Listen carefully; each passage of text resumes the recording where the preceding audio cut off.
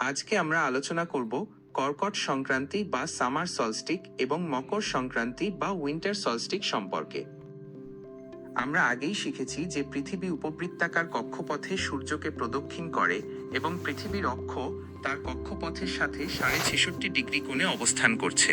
ফলে কখনো পৃথিবীর উত্তর গোলার্ধ সূর্যের দিকে ঢলে পড়ে, আবার কখনো দক্ষিণ গোলার্ধ সূর্যের দিকে ঢলে পড়ে।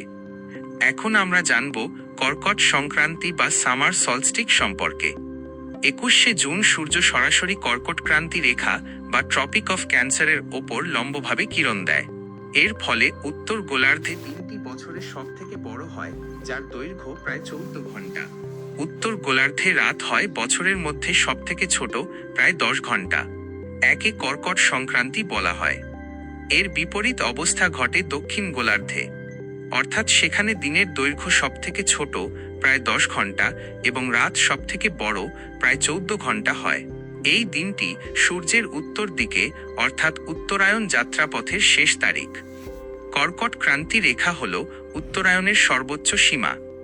22শে জুন থেকে সূর্যের দক্ষিণায়ন শুরু হয়, যা শেষ হয় 22শে ডিসেম্বর তারিখে।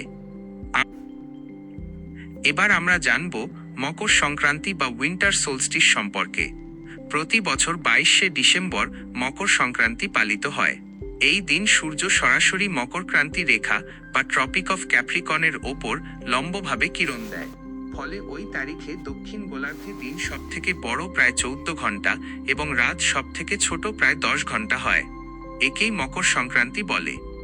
এর ঠিক বিপরীতে উত্তর গোলার্ধে দিন বছরের মধ্যে সব থেকে ছোট হয় এবং রাত সব থেকে বড় হয়। মকর ক্রান্তি রেখা হল সূর্যের দক্ষিণায়নের সর্বোচ্চ সীমা। 22শে ডিসেম্বর সূর্যের দক্ষিণ দিকে যাত্রাপথ বা দক্ষিণায়নের শেষ দিন।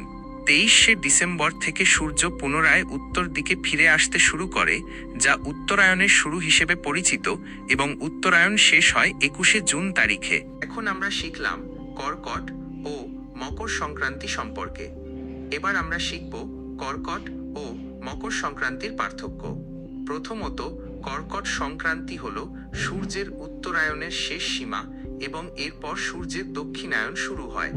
অপরদিকে মকর সংক্রান্তি হল সূর্যের দক্ষিণায়নের শেষ সীমা এবং এরপর সূর্যের উত্তরায়ণ শুরু হয়।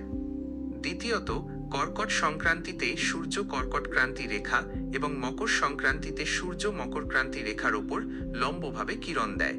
তৃতীয়ত, আর সবথেকে গুরুত্বপূর্ণ বিষয় হল কর্কট সংক্রান্তিতে উত্তর গোলার্ধে বৃহত্তম দিন ও ক্ষুদ্রতম রাত্রি সংঘটিত হয়, আর মকর সংক্রান্তিতে উত্তর গোলার্ধে ক্ষুদ্রতম দিন ও বৃহত্তম রাত্রি সংঘটিত হয়।